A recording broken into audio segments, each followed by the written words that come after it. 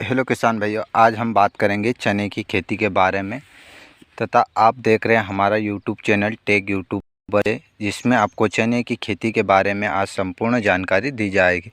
आज जो किसान भाइयों चने की खेती लगाते हैं, जो किसान चने की खेती करते हैं या नहीं करते, उनके लिए भी यह वीडियो है तथा वीडियो को अंत तक पूरा देखें, जिसमें हम बताएंगे कि चने किस प्रकार के होते हैं, चने की वैरायटी होती है।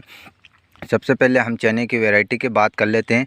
चना 3 वैरायटी के आते हैं, जैसे कि पहला होता है काबुली चने, जिसे डालर चने बोलते हैं। दूसरा होता है विशाल चना, जो मीडियम साइज़ का होता है। तीसरा होता है देसी या मौसमी चना, जो कि आप देख रहे हैं हमारे कुछ किसान भाइयों देसी चना या मौसमी चने का इस्तेमाल करते हैं, जिससे कि अधिकतर उनको लाभ मिलता है। तो हम बात कर लेते हैं कि हमारे किसान भाइयों द्वारा लगाया गया यह देसी या मौसमी चना है। तो कुछ किसान भैया को पता नहीं होता कि चने की बुआई कैसे करें। तो चने की बुआई करने की कुछ खास बातें जो कि ध्यान में रखने योग्य बातें हैं, इन बातों का ध्यान रखना ज़रूरी होता है। पहली बात यह होती है कि चने की बुआई कभी भी सूखे में नहीं करना चाहिए, क्योंकि सूखे में बुआई करने के बाद चने में कमज़ोर उपज होती है।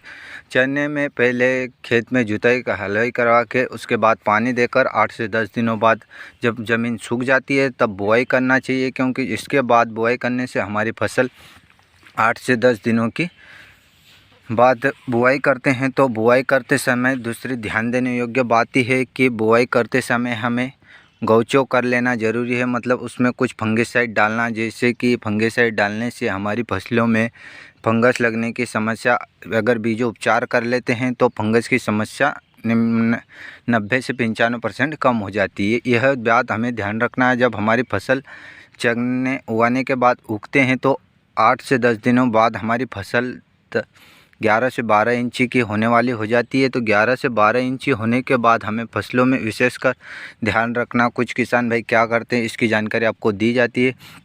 कुछ किसान भाई कटिंग कर लेते हैं, जैसे 3G कटिंग। सब किसी किसी का अलग अलग कटिंग करने का तरीका होता है, तो कुछ किसान भाई कटिंग कर लेते हैं।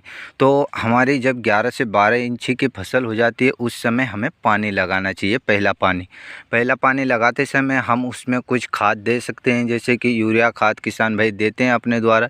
यूरिया खाद में आप NPK इस्तेमाल कर सकते हैं, जिससे कि आपकी फसल में पानी लगाते समय यूरिया के साथ दे सकते हैं, जो कि आपकी फसलों को अत्यधिक फुटाव ला देगा।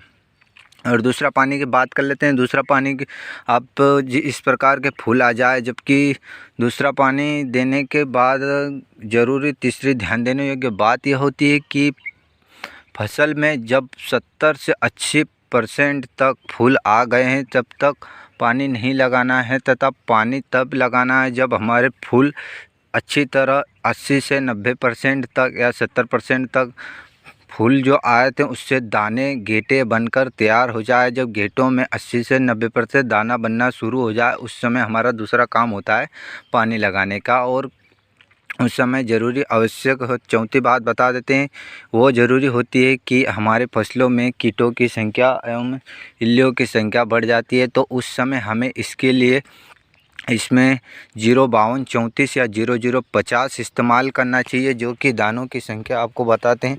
आपकी फसल में इस प्रकार के दाने आ जाए तब आपको 0050 इस्तेमाल करना है, जिससे कि आपको 0052 या 0050 के इस्तेमाल से आपकी फसल में इस प्रकार के दाने दिखाई देंगे। तो तब आपको 0050 से 0052 इस्तेमाल करेंगे तो आपकी फसलों में पोटेशियम एवं कैल्शियम की जो कमी है वह दूर हो जाएगी और आपका फसल अच्छी भरपूर और उपज देने वाली होगी। इन बातों का 4 बातों का हमें ध्यान रखना है। और इसके साथ में हम इल्ली मार लेंगे, जो कि हमारी फसलों में इल्ली उपज को कम करती है और उपज को अधिक बढ़ाएगी इल्ली मार इस्तेमाल करने से। यह 4 बातें हैं जो ध्यान देने योग्य होती है।